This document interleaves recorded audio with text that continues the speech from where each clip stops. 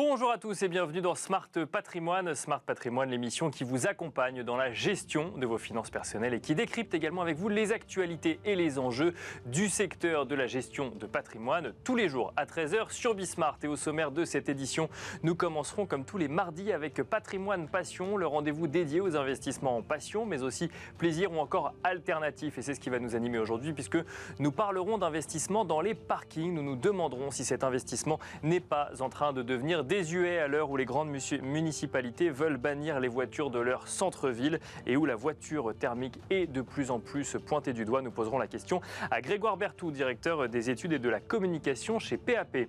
Nous enchaînerons ensuite avec Enjeu Patrimoine, un enjeu patrimoine qui tournera une fois encore autour du taux appliqué lorsque l'on souscrit un crédit immobilier en lien avec le taux d'usure. Nous nous demanderons, face à ce que l'on peut entendre ou lire de certains courtiers, si nous assistons au retour du taux variable pour contourner la barrière du taux d'usure. Nous parlerons notamment de taux révisables avec Julie Bachet, directrice générale de Vous Financer, mais aussi avec François Girolf, professeur d'économie et spécialiste des questions de placement. Bienvenue à vous tous qui nous rejoignez. Smart Patrimoine, c'est parti. Et nous enchaînons à présent avec Patrimoine Passion, le rendez-vous dédié des investissements plaisir, passion ou alternatif de Smart Patrimoine. En l'occurrence, aujourd'hui, nous allons nous intéresser à l'investissement dans les parkings. Alors, on ne compte plus les arguments pour promouvoir l'investissement dans les parkings, mais on peut quand même se poser la question à l'heure où les grandes municipalités font la guerre à la voiture. En témoigne notamment la politique mise en place par la mairie de Paris, comme exemple. Est-ce que l'investissement dans les parkings, alors qu'on veut voir sortir les voitures des grandes villes parisiennes, est un investissement d'avenir? C'est la question que nous posons à Grégoire Berthoud, directeur des études et de la communication chez PAP. Bonjour Grégoire Berthoud. Bonjour. Alors, j'ai un certain nombre de questions sur cet investissement dans les parkings, parce que c'est vrai que ça peut poser question. Déjà, je l'ai dit en introduction, on sent une volonté écologique, de transition énergétique, de limitation d'émissions de CO2 dans les grandes villes de France, peu importe d'ailleurs la couleur politique des maires à la tête de ces villes. À partir du moment où on veut faire sortir les voitures de la ville, l'investissement dans les parkings, dont effectivement j'imagine que vous allez nous rappeler les avantages à un moment ou un autre, l'investissement dans les parkings est-il toujours un investissement d'avenir ? Alors, la question est totalement légitime, mais en fait, la cible des différentes municipalités, c'est davantage le transit automobile que la détention d'un véhicule. Donc, les villes veulent limiter la présence de la circulation des véhicules thermiques en ville. On a le cas des ZFE, par exemple, qui sont repoussés en Île-de-France et qui commencent à s'appliquer en province. Mais la politique, la dynamique, elle est autour du transit et de la circulation des véhicules. Et pas tant que ça de la détention. D'accord. Donc, ça, jamais vous n'avez entendu une municipalité dire je ne veux plus que les gens soient propriétaires d'un véhicule dans ma commune. Par contre, on veut que ce soit limité à telle vitesse dans certaines rues, voire qu'il n'y ait pas du tout de véhicules dans d'autres. Oui, donc on veut qu'il ne circule plus, globalement. Donc, plus de transit. Ce qui peut pousser quand même un certain nombre de gens à peut-être se séparer d'un véhicule. Alors, c'est l'usage du véhicule qui va changer. En fait, à Paris, on a un taux de motorisation aujourd'hui qui est de l'ordre de 36%. C'est-à-dire qu'il n'y a que 36% des ménages parisiens qui détiennent un véhicule. Et en fait, les gens qui ont un véhicule à Paris, ce n'est pas pour aller de la place de l'Étoile à la Bastille ou de République dans le 15e arrondissement, c'est essentiellement pour sortir de la ville, partir en week-end, partir en vacances. On a vu depuis la crise sanitaire qu'il y a beaucoup de Parisiens qui avaient fait l'acquisition de résidences secondaires à la campagne. Il faut qu'ils puissent s'y rendre, c'est compliqué en train. Donc l'utilisation pas partout, pas partout, mais l'utilisation du véhicule, il reste pour un certain nombre de gens totalement légitime. Mais évidemment, si on va d'un point A à un point B dans la ville, on a d'autres alternatives. Donc la détention n'est pas visée tant que ça, c'est le trafic et surtout le transit.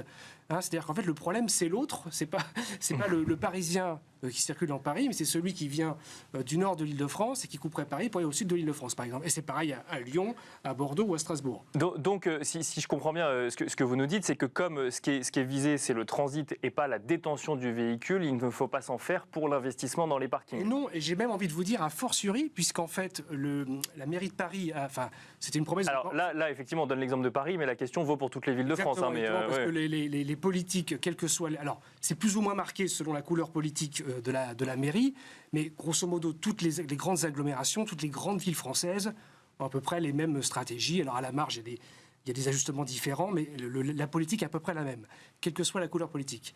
à Paris, il y a eu cette promesse de campagne de suppression de 60 000 places en voirie, donc à l'extérieur. Bien sûr, oui. Donc c'est une promesse qui est en cours, parce qu'il faut en plus réaffecter l'espace dégagé par l'occupation des véhicules pour stationner des trottinettes, stationner des scooters. Oui, où on a vu des terrasses aussi durant la période Covid. Il y a eu les terrasses qui se sont un peu pérennisées une fois que la crise sanitaire s'était arrêtée. Donc cette politique-là, elle est enclenchée et elle réduit le stock de places disponibles en surface. Donc vous avez des gens à Paris, mais c'est pareil dans d'autres villes de province. Vous avez un stationnement préférentiel qu'on appelle le stationnement résident. Vous payez moins cher que si vous deviez aller payer un FPS, un forfait de post-stationnement, un forfait de stationnement à l'Eurodateur. Donc ces gens-là, ils n'ont plus la possibilité, ils n'ont plus accès à autant d'offres. Donc, si je comprends bien, ça veut dire qu'il y aura un effet mécanique de recherche de location de parking, là où on ne peut plus la garer dehors, parce qu'on mettrait du temps à trouver une place, c'est ça ? C'est pas à vous, compte tenu de l'émission, que je vais apprendre que c'est la rareté qui fait la cherté. Donc plus on réduit mécaniquement l'offre, plus l'investissement garde de l'intérêt. Alors, deux contre-arguments, ou en tout cas deux observations par rapport à ça. Déjà, alors effectivement, la mairie de Paris n'est pas le meilleur exemple sur le sujet, ou en tout cas la ville de Paris n'est pas le meilleur exemple sur le sujet, puisque tous les services d'autopartage qui existaient n'existent plus aujourd'hui. Mais on est quand même en train de passer de manière générale d'une économie de la propriété à une économie d'usage. Oui. Or, on garde dans un parking la voiture qu'on possède, qu'on veut protéger, et on loue éventuellement le parking. Est-ce que du coup, ce passage d'une voiture qu'on possède et qu'on garde dans un parking à une voiture qu'on irait louer à des services en ligne, par exemple, ne remet pas en cause sur le long terme l'investissement dans les murs qui viendraient constituer le parking ? Alors, c'est vrai, mais il faut toujours revenir aux usages. En fait, quand vous faites investissement, il faut regarder les usages. Ce qui fait qu'à un moment donné, si vous êtes parisien, vous vous mettez à acheter une voiture et vous cherchez une place de stationnement, c'est l'arrivée d'un enfant. Donc, quand vous avez un enfant et que vous devez partir en week-end dans de la famille avec le lit parapluie, la baignoire du bébé et 3 kilos de valise, ou 30 kilos de valise, pardon, c'est ce qui vous décide à acheter une voiture, même si jusqu'à présent vous n'en aviez pas besoin. Donc les solutions d'autopartage ne sont pas adaptées à ces profils-là. Donc effectivement, vous avez des profils de jeunes couples, par exemple, sans enfants, qui peuvent basculer sur ce type d'offre. Mais dès que vous avez un enfant, vous basculez. Généralement, vous en faites un deuxième. Et donc ça justifie. Et donc là, vous rentrez dans une mécanique de voiture. Alors ça répond peut-être partiellement aussi à mon deuxième argument, qui était celui de dire ça a un coût, tout ça. Donc à partir du moment où on avait un stationnement résidentiel qui nous coûtait moins cher et que d'un coup d'un seul, que ce soit à Paris ou ailleurs, hein, je le rappelle, on prend l'exemple de Paris parce qu'on tourne cette émission à Paris, mais c'est le cas ailleurs aussi. Mais à partir du moment où ça nous coûte plus cher d'aller le garer dans un parking, est-ce qu'à terme, c'est pas un argument pour revendre sa voiture et donc potentiellement utiliser des solutions d'autopartage, mais je comprends qu'effectivement vous dites que ça n'est pas valable dans tous les cas, et à terme avoir moins de demandes en termes de moins de demandes locatives de voitures finalement, de parking pour garer sa voiture. Je pense que pour l'instant il est beaucoup trop tôt pour l'utilisation de la voiture. C'est vraiment c'est tellement ancré dans les mœurs, c'est des changements comportementaux où il y a énormément d'inertie.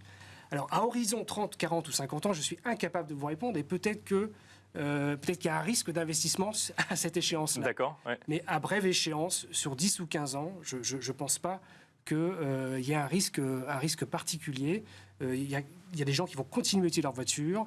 Et vraiment, cette histoire d'enfants est souvent l'élément déclencheur, que ce soit à Paris ou ailleurs. Alors, en revanche, ce qu'on observe, c'est qu'on a depuis la crise sanitaire, depuis le Covid, puis surtout après le premier confinement, mais ça s'est prolongé après, on s'est rendu compte que beaucoup de gens avaient quitté Paris. Alors, finalement, ils ne sont pas partis très loin, on a des sauts de puce. Les gens ont quitté Paris. Les grandes métropoles, voilà, mais notamment Paris. Pareil à Bordeaux, pareil à Lyon. Donc chacun a fait un saut de puce. Et ce qu'il faut suivre, si vous faites un investissement parking, c'est les migrations des familles. D'accord. Donc effectivement, s'il y a de moins en moins de familles dans Paris, dans Bordeaux, dans Lyon, dans Aix-en-Provence, intramuros, effectivement, la demande de parking va peut-être se reporter là où les familles partent. D'accord. Ok, donc plus forcément, effectivement, c'est peut-être plus un investissement de centre-ville, le parking, c'est ça ? C'est peut-être plus un investissement de centre-ville, peut-être que c'est un investissement urbain, là où il y a les familles. Il faut suivre les familles. En fait, il faudrait presque suivre le taux de natalité ou les inscriptions en école maternelle ou les crèches pour savoir s'il y a une demande potentielle de parking. Après, il faut voir si la demande est satisfaite ou pas satisfaite. Si elle est satisfaite, il faut peut-être être plus prudent, mais si elle n'est pas satisfaite, il faut y aller. Alors, un des grands arguments pour l'investissement dans les parkings, c'est le rendement. Oui. Mais il y a aussi une autre chose que regardent les investisseurs, c'est la valorisation. Oui. On a vu effectivement, notamment avec des habitants des grandes villes qui s'excentraient un petit peu pour aller chercher un petit peu plus d'espace, les prix augmentaient un peu partout en France. Alors la question actuelle, c'est de savoir si ça va continuer ou non. Et un certain nombre d'experts disent qu'au contraire, ça risque de dégonfler dans un certain nombre de zones qu'on ne va pas commenter aujourd'hui. Mais est-ce que pour les parkings, aujourd'hui, faire un investissement en 2022, fin 2022, c'est prendre le risque d'acheter trop cher ? Alors, est-ce que ça a suivi la même tendance que le résidentiel? C'est ça ma question. Grosso modo, sur 20 ans, je vous donne les chiffres de tête. L'habitation en Ile-de-France, je ne suis plus à Paris, bien sûr, toute la région, on a pris 175% entre 2001 et 2021. Et pour les parkings, on n'a pris que 70%. Donc on n'a pas du tout les mêmes progressions. Ce qui ne veut pas dire que ça continuera à prendre, c'est juste qu'effectivement ça progresse différemment. Exactement. Je ne pense pas qu'il y ait un potentiel de valorisation très élevé sur les parkings à brève échéance ou à moyenne échéance, effectivement. Mais je ne pense pas non plus qu'il y ait des risques de baisse, alors que sur le logement, la question est davantage ouverte. Ça, c'est le premier point. Ensuite, pour revenir sur vous parliez des rendements, alors effectivement, là je vais vous contredire à nouveau, mais... D'accord, mais vous êtes là, bien sûr, bien sûr. Sur un autre point, on a tendance à surévaluer les rendements des parkings, qui dans les faits sont supérieurs au logement, mais on n'est pas dans du simple au double. À Paris, un parking, vous allez avoir un rendement brut à... 4,5. Ah oui, d'accord. C'est pas forcément ce qu'on lit quand. D'accord. 5 pour 3 dans le logement, donc c'est davantage, mais ça n'est pas non plus du simple au double. Ce qui vient polluer un peu la lecture des chiffres, c'est que vous avez des investissements dans des parkings sous forme de baux amphithéotiques qui sont en fait vous achetez une jouissance. Où là, les rendements peuvent être très élevés, sauf qu'à l'issue du contrat, le capital est perdu puisque vous n'avez plus la détention du parking. Vous avez juste acquis un droit de jouissance. Donc, ils servent des rendements plus élevés, mais ils récouvrent le parking à la fin. Exactement. Donc, et ça, vous avez intérêt à le savoir quand vous investissez. Vous avez un bon rendement, mais vous avez une perte totale en capital. D'accord, ok. Donc on mélange un peu les chiffres. Ils vous rachètent le parking à la fin ou ils récupèrent le parking à la fin? C'est le principe du bail amphithéotique. Une fois que le bail est arrivé ça peut être un bail sur 30 ou 40 ans. Alors, si vous ne gardez pas 30 ou 40 ans, vous pouvez revendre à un autre particulier votre droit à jouissance, dont la valeur dépend du temps qui reste avant la fin du contrat. Mais il y a mécaniquement une perte en capital. Mais par contre, ça fait des rendements. Il y a des gens qui font du 10-12% à Paris avec ce type de produit. D'accord. Et donc ça vient polluer effectivement la promesse de rendement d'un... On fait des statistiques, maintenant ça a mélangé un peu les choses. Voilà, donc le parking, oui, c'est plus rentable que le logement, mais ça n'est pas non plus... on n'est pas sur un COF2, quoi. Faut être clair. On va devoir clôturer là-dessus. Merci beaucoup, Grégoire Berthoud. Il y a un argument qui était plus en faveur des parkings que je n'ai pas mentionné, qui est l'usage du scooter ou du vélo qui permet de diviser une place de parking en plusieurs places de parking. Mais on n'aura malheureusement pas le temps d'en parler, mais c'est pas grave, on en parlera une prochaine fois ensemble. Merci beaucoup en tout cas, Grégoire Berthoud, directeur des études et de la communication chez PAP, d'être venu sur le plateau de Smart Patrimoine. Merci à vous. Et merci à vous. On se retrouve tout de suite dans Enjeu Patrimoine.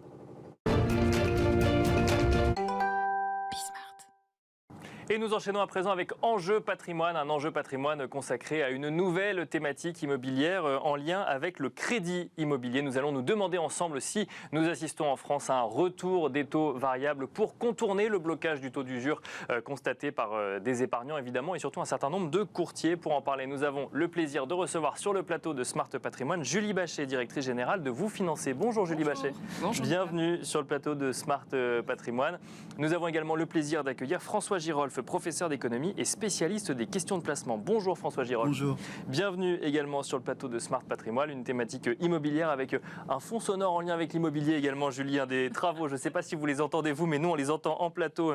En tout cas, première question Julie, sur le sujet des taux. On ne va pas revenir effectivement sur le taux d'usure, dont on sait qu'il peut bloquer un certain nombre de dossiers. Alors tous les courtiers ne sont pas forcément d'accord sur le nombre de dossiers bloqués ou sur le pourcentage, mais en tout cas ça rend les choses plus compliquées dans un contexte de hausse des taux pratiqués par les banques. Et on peut lire dans la presse ou on peut entendre un certain nombre de courtiers nous dire qu'on voit revenir des taux qui peuvent être variables ou d'irrévisables, c'est-à-dire qu'ils seraient en dessous du taux d'usure au moment où on signe, mais qu'on pourrait revoir à la hausse à la suite, et ce qui permettrait de faire passer des dossiers. Est-ce que vous constatez ça, vous, aujourd'hui ? Alors, on constate qu'effectivement, un certain nombre de banques qui étaient complètement sorties de ce type de prêt peuvent se poser la question, en tout cas. On ne peut pas dire que c'est un effet extrêmement généralisé, mais c'est vrai que tout le monde se pose la question. On voit même des banques qui remettent ce type de prêt dans leurs outils d'instruction de crédit. D'accord. Il n'y était plus, puisque c'est vrai qu'on voyait plus de taux variable depuis très longtemps. D'accord. Sur l'année 2021, c'est 0,5% de la production qui est faite à taux variable. D'accord. Donc c'est extrêmement anecdotique. C'est anecdotique, mais ça revient, et donc ça revient. Ou en tout cas, on commence à y réfléchir, et on fait une émission sur le sujet, parce que ça peut faire peur quand même, le taux variable. C'est-à-dire qu'en fait, on signe à un moment, et on ne sait pas quel sera le taux qui sera pratiqué quelques années après. Comment ça fonctionne réellement, un taux révisable? Alors c'est effectivement complètement ça, puisqu'un taux variable par essence c'est un taux qui peut varier, qui peut être révisable. C'est pour ça qu'on dit taux variable ou taux révisable. D'accord. Et qui va être révisé à une périodicité qui est déterminée au départ et qui va avoir un impact la plupart du temps sur la durée du prêt.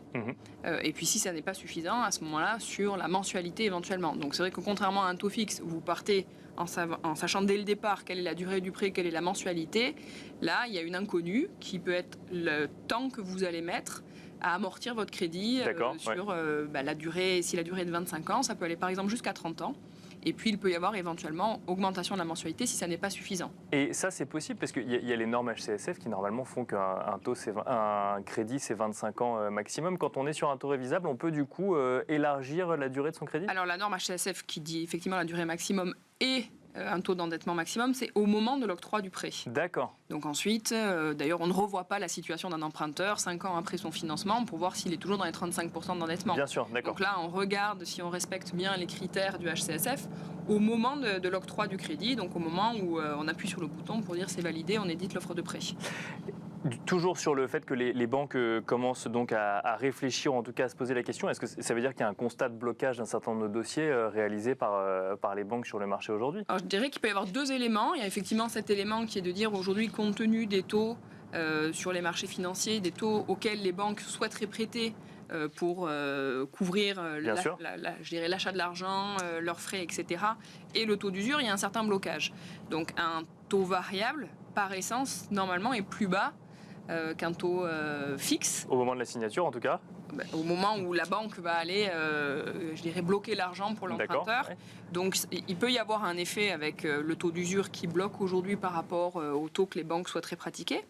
Et puis, quand on est dans une phase où les taux augmentent, ça signifie qu'ils peuvent rebaisser, puisqu'ils ont été plus bas. Et donc, il peut y avoir un intérêt aussi à dire à un client, vous pouvez emprunter aujourd'hui à taux variable. Vous avez une possibilité que le taux augmente. Alors là, il y a des systèmes de cap, souvent. Ça veut dire qu'on va caper à 1 ou à 1,5%. Ça veut dire que si votre taux vous souscrivez un crédit à 1,5%, s'il est capé 1%, ça veut dire qu'il ne dépassera jamais 2,5%. D'accord. Mais ça peut aussi baisser. Et donc, puisque les taux augmentent, machinalement, il pourrait rebaisser. Et donc, ça peut être pertinent de revenir sur du taux variable. D'accord. On va en parler peut-être effectivement des stratégies vis-à-vis des taux révisables. Juste avant, François Girolf. Donc, on va essayer de comprendre avec vous comment fonctionne, j'ai envie de dire, le pricing de taux d'une banque lorsqu'elle fait un crédit immobilier. Mais avant ça, même question qu'à Julie Bachet. Taux variable est généralement assimilé à crainte parce que je signe 1%, j'ai peur de me retrouver à 10%. C'est une spécificité française quand même, le taux fixe. Dans d'autres pays européens, on a du taux variable aujourd'hui. Alors oui, exactement. Donc ce dont il faut se rendre compte, c'est que la France est vraiment une exception au niveau européen et encore plus au niveau mondial, où en général les taux variables sont répandus à des degrés divers. Il y a des pays où il y a presque 100% de taux variables. On peut penser par exemple à la Pologne ou à l'Autriche. En revanche, il y a des pays où il y a beaucoup moins de taux variables et la France vraiment est dans ce classement est très en bas, très en dessous de la moyenne mondiale. Ce qui est peut-être un peu paradoxal actuellement, c'est qu'en général, les gens commencent à avoir plus peur des taux variables lorsque les taux remontent précisément. Oui, bien sûr. On voit un obstacle à l'horizon, exactement, donc on n'a pas envie de prendre des taux variables. Donc là, il y a une conjoncture un peu particulière liée, comme vous avez dit, au taux d'usure, au fait que le taux variable pourrait permettre de contourner cet obstacle qui est de court terme et permettre à certaines personnes d'obtenir un crédit là où il serait impossible d'en obtenir un signe. On n'en a jamais eu en France des taux, à grande échelle, des taux variables? Alors il y en a eu, donc ça va et ça vient. Il y en avait plus juste avant la crise de 2008-2009, il y en avait environ 30% sur le flux de nouveaux crédits. En France, hein. En France, D'accord. en 2005, 2006, 2007. Mais c'est vrai que depuis la crise financière, on a vu plutôt une tendance à la baisse dans l'ensemble des pays d'ailleurs. Aux États-Unis aussi, on avait 30% de taux variables avant la crise. On en a beaucoup parlé pendant la crise financière. Et c'est passé maintenant à 10%. Donc vous voyez, on a plutôt une tendance à la baisse dans un certain nombre de pays. Mais il y a des pays qui ont toujours énormément de taux variables, en Irlande, en Autriche, en Pologne. Alors, taux variable, dans taux variable, il y a variable. Oui. Et la question qu'on va se poser, c'est ça varie en fonction de quoi ? Qu'est-ce qui va faire varier le taux ? On va commencer avec vous, François Girolf, et ensuite Julie Bachet, vous pourrez nous expliquer également qu'est-ce qui fait varier le taux de crédit immobilier que j'ai souscrit à un instant T, mettons en septembre 2022. Donc là, c'est des questions de contrat, et je pense que je ne suis pas forcément la meilleure personne pour en parler, mais en revanche, ce que je peux dire, c'est qu'en général, c'est basé sur un indicateur dont on espère qu'il est bien mesuré et qu'il est impossible à manipuler, mais c'est une vraie question, parce que sur le Libor, par exemple, on avait vu qu'il y avait eu des manipulations.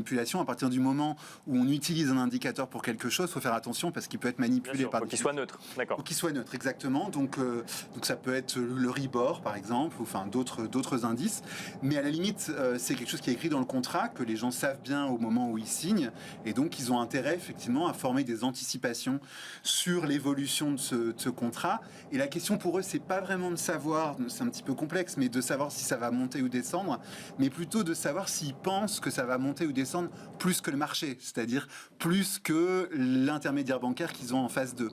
Et ça, c'est un petit peu plus complexe. Et en fait, vous êtes dans une situation de spéculation, presque au niveau macro, où ce que vous essayez de faire, c'est de faire un pari qui soit le plus gagnant possible. Donc si vous pensez que, comme vous aviez dit, les taux vont plutôt baisser parce que la zone euro va être dans des situations de difficultés économiques qui nous arrivent, et que donc la Banque Centrale Européenne, malgré Oui, c'est ça, c'est qu'il y a un sujet de financement bancaire entre les banques et la Banque Centrale, pour le coup. Exactement, et donc il faut que vous vous demandiez où vont les taux de la Banque Centrale Européenne. Si vous pensez que les conjoncturistes, que les économistes, que les financiers sur les marchés sont plutôt trop optimistes sur l'économie européenne, vous avez intérêt à prendre un taux variable, parce que les taux vont baisser plus que ce qu'anticipent les marchés. Et moi, je serais plutôt d'ailleurs dans cette direction-là, à penser que la Banque Centrale Européenne va être obligée de baisser ses taux, contrairement à ce qu'elle a dit. D'accord. En tout cas, je l'espère. Mais c'est pour ça que non, mais c'est intéressant. Voilà. C'est intéressant. Alors, Julie Bachet, j'allais justement vous relancer en vous disant, dans le contexte actuel, alors que la BCE semble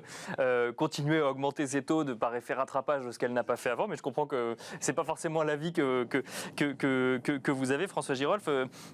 Ces taux variables, on a l'impression qu'à court terme, ils sont promis à monter.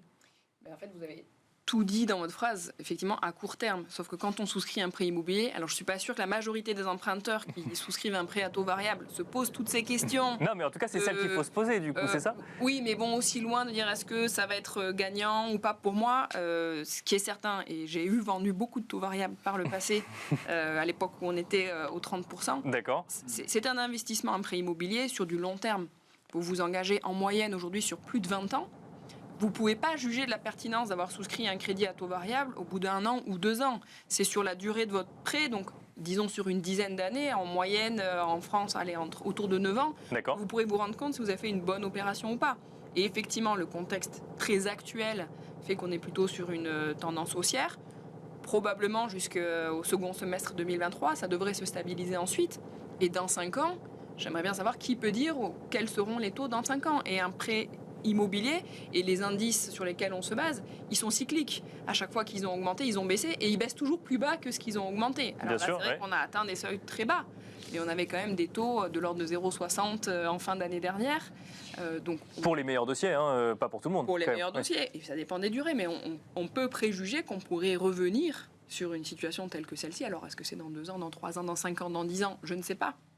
Mais on ne peut pas avoir une approche très court-termiste sur un taux variable quand on fait de l'immobilier. Si on est hyper stressé et qu'on regarde l'évolution de l'Euribor 3 mois tous les jours, on ne va pas dormir, il ne faut pas faire un taux variable. Non, mais c'est une vérité. C'est ce que je disais à mes clients. Il faut avoir conscience qu'il y a un aléa, ça va bouger, c'est sûr.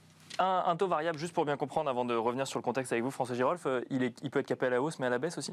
Ça peut être capé à la hausse, capé à la baisse, ça peut ne pas être capé du tout. On peut avoir du révisable pur, il peut y avoir des taux mixtes qui vont être fixes par des durées de 3 ou 5 ans, puis révisables ensuite. Donc là, je dirais, c'est l'ingénierie de chaque banque. Et évidemment, plus vous êtes disposé à prendre un risque, plus votre taux sera faible. Oui, voilà. Ça c'est l'inverse finalement du couple rendement-risque en termes de crédit immobilier. François Girolf, alors effectivement, il y a cette question d'horizon. D'ailleurs, on pourra revenir peut-être avec vous, Julie, sur le fait que encore faut-il aller jusqu'au bout de son crédit immobilier. Mais là, on est dans un contexte effectivement où on voit la BCE qui a attendu avant de remonter ses taux et qui là d'un coup, pas tout de suite, ça se fait en plusieurs fois, mais en tout cas remonte ses taux et ça n'a pas l'air d'être prévu pour s'arrêter, puisque le combat principal, c'est l'inflation. Donc un taux révisable, si encore une fois, on parle de 0,5% de l'offre de crédit, et les banques y réfléchissent, on n'est pas encore dans les faits, mais ça peut faire peur du fait qu'en fait, on y réfléchit quand tout à fait. Les taux remontent. Oui, et ce d'autant plus que la Fed, donc la Réserve fédérale américaine et la Banque centrale européenne, semblent être dans une sorte de course-poursuite où la Banque centrale européenne va systématiquement, alors avec retard, comme vous avez dit, essayer de rattraper ce que la Fed a décidé, ne serait-ce que parce que la Banque centrale européenne essaye de faire en sorte que l'euro ne décroche pas trop par rapport au dollar, ce qui est déjà très difficile, comme on l'a vu. Le dollar s'est beaucoup apprécié par rapport à l'euro ces derniers mois. Donc, effectivement, la question, c'est de savoir où ça va s'arrêter, à la fois du côté de la Fed et de la Banque centrale européenne. Et c'est un pari, j'ai envie de vous dire. Mais est-ce que, par exemple, on peut se dire que si on prend un horizon de placement, enfin un horizon de crédit à 20 ans, effectivement, il y a le court terme et puis il y a le moyen terme. Est-ce qu'à moyen terme, c'est encore plus difficile à prévoir. Non, c'est bien sûr, mais puisque moi j'ai plutôt tendance à penser que l'environnement de taux bas dans lequel on était avant la crise, c'est un environnement dans lequel on va revenir. Donc je suis plutôt optimiste de ce point de vue-là sur des gens qui vont aller prendre un taux variable du coup. Mais c'est vrai que après il faut aussi voir que quand on a un taux fixe, on peut se refinancer éventuellement, on peut bénéficier de la baisse des taux également. Donc, renégocier son crédit, bien sûr. Renégocier son crédit si c'est possible. Après il y a des frais. Alors il n'y a pas quand ça dépend. Variable. D'accord. Ça dépend. Il y a très peu de banques qui font une renégociation sans avoir de frais de réédition d'offres. J'ai pris récemment un prêt à taux fixe, j'ai eu de la chance apparemment puisque j'ai obtenu de ne pas avoir de frais de faut le négocier, c'est ça, faut le négocier. Exactement, mais effectivement, c'est un pari, donc voilà. Alors, je rappelle que tout ce qu'on dit n'est pas du conseil, mais simplement de l'avis et de la pédagogie. Dernière question, Julie Bachet. Est-ce que le taux révisable, comme on en a parlé, est valable pour tous les profils ? C'est-à-dire que les primo, enfin ceux qui sont en première acquisition, qui ont pour objectif de revendre leur résidence principale dans 5 ans, est-ce que faire un taux révisable qui pourrait se révéler qui pourrait se révéler intéressant dans 15 ans est une bonne solution pour eux? Alors moi, je dirais qu'au-delà du profil, déjà, comme je vous l'ai dit tout à l'heure, ceux qui sont hyper anxieux, il ne faut pas y aller. D'accord. Ça, c'est une certitude. Ensuite, ceux pour qui c'est vraiment pertinent de le faire, ça peut être les investisseurs. Parce que quand vous êtes dans le cadre d'un investissement locatif, même si votre taux augmente, et qu'au bout du bout, votre mensualité augmente ou que vous mettez plus de temps à amortir, dans la mesure où c'est le loyer Bien sûr. qui permet de rembourser le crédit, le loyer, là, on voit que malgré le plafonnement de l'IRL, il y a quand même des augmentations de 3,5%. Donc, dans le cadre d'un investissement locatif, je trouve ça plutôt pertinent. Et puis ensuite, pour de la primo-accession, ça va dépendre de l'écart de taux. Si vous avez un écart de 0,6, 0,7 points entre un taux fixe et un taux variable et que vous êtes capé à 1 ou 1,5, la question, elle se pose très sérieusement. Bien sûr. Mais il faut avoir un petit côté, alors je ne vais pas dire joueur, parce que moi je crois profondément au taux variable, et même quand il augmente, on l'a vu, en 2008, effectivement, à la crise, les taux ont augmenté, mais tous ceux qui ont gardé leur variable, ils ont drôlement bien fait de le faire, parce qu'ils ont gagné énormément d'argent à rester en taux variable, alors que tout le monde disait qu'il fallait passer à taux fixe. Donc, encore fallait-il maintenir sa position, c'est ça? Oui, il fallait pas céder à la panique, et on est sur des investissements longs. Alors, on va malheureusement devoir se quitter là-dessus. Merci beaucoup, en tout cas, Julie Bachet, directrice générale de Vous Financer. Merci François Girolf, professeur d'économie et spécialiste des questions de placement. Merci à vous de nous avoir suivis, et je vous donne rendez-vous demain à 13h sur Bismart.